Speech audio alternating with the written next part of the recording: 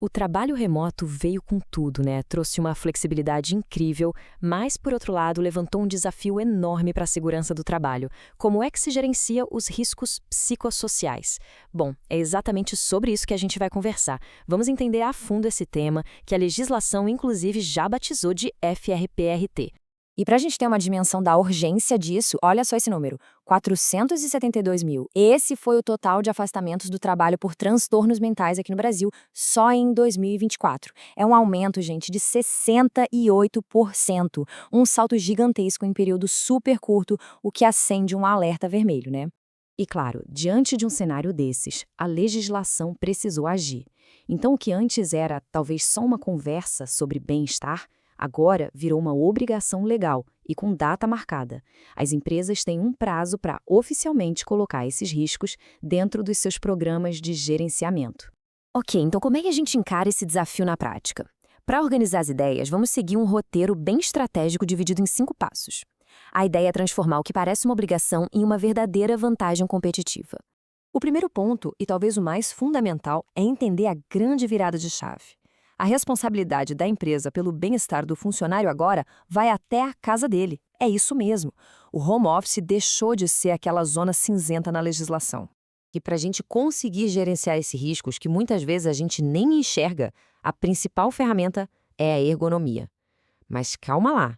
Não é aquela ergonomia que só se preocupa com a cadeira e com a altura da mesa. A gente precisa expandir e muito essa visão. A própria NR17 já nos dá o caminho. Ela divide a ergonomia em 3 dimensões. E aqui, ó, tá o pulo do gato. Quando a gente fala de trabalho remoto, as dimensões cognitiva e organizacional se tornam as mais importantes. É ali que os novos riscos psicossociais se escondem. Sabe aquela pressão por metas, o isolamento, a jornada de trabalho que nunca acaba? Tudo isso agora tem um nome oficial, FRPR. E o mais importante de tudo, a legislação passou a reconhecer esses fatores como riscos ocupacionais, com o mesmo peso de um risco químico ou de um risco físico. Tá muito bonito, mas como é que a gente mede uma coisa tão subjetiva como sobrecarga mental ou isolamento social?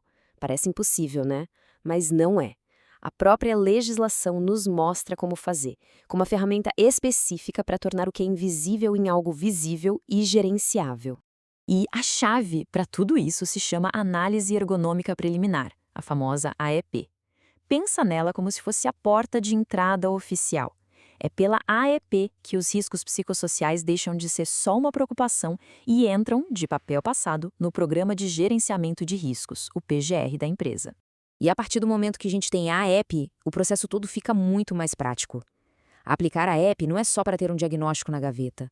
O resultado dela alimenta diretamente o inventário de riscos e, claro, o plano de ação da empresa.